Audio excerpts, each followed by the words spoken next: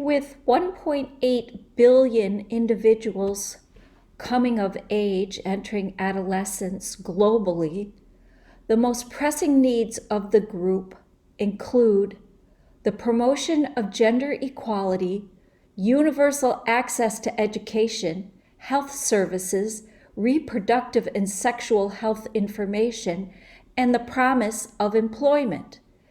Meeting these goals will not only improve the lives of youth themselves, but also help them in this global society. You would think that many issues are unique to different cultures, and of course, each culture has their own issues, but overall, all adolescents globally face many of the same issues.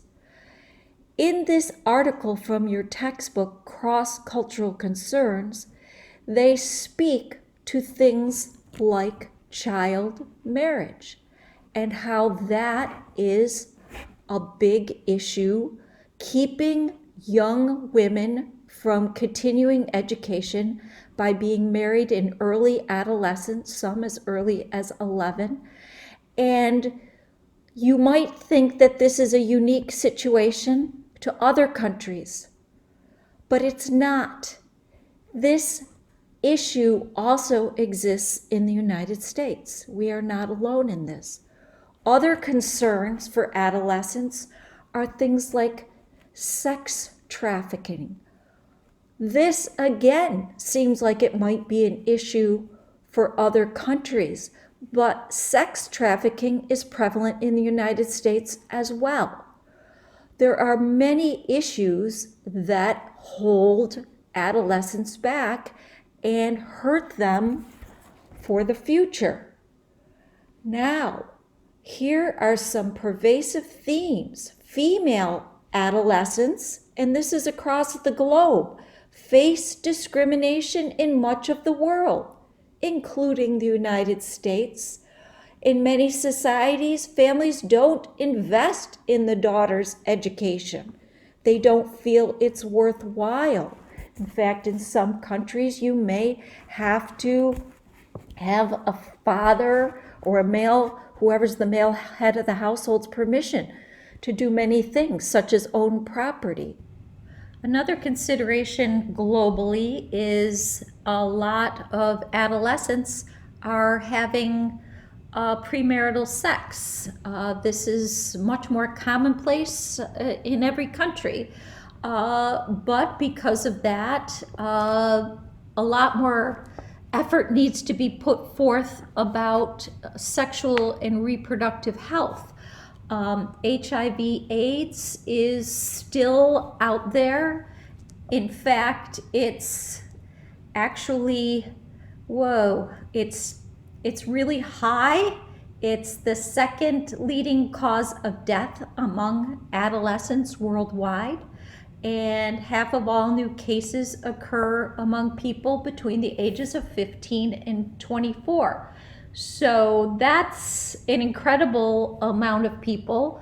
A majority of them are in Africa, sub-Saharan Africa.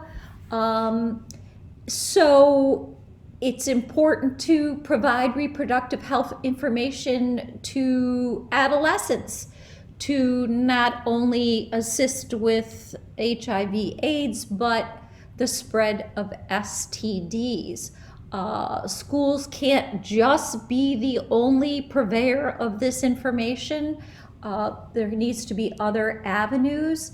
Believe it or not, a lot of young girls die from pregnancy.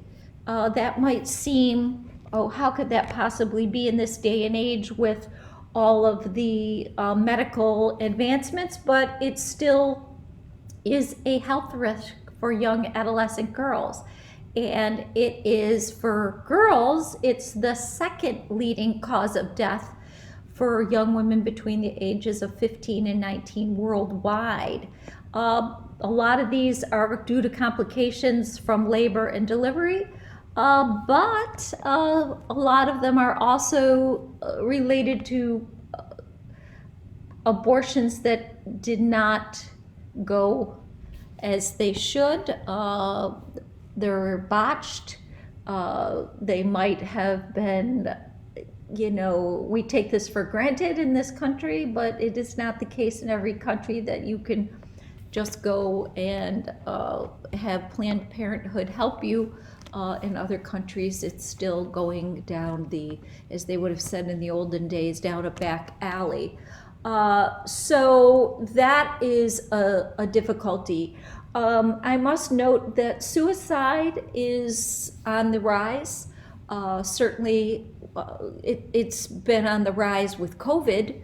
I actually was shocked by the number of deaths overall by suicide, but teenagers are committing suicide more often, and the ages are going down for suicide. To younger 10-year-olds are committing suicide.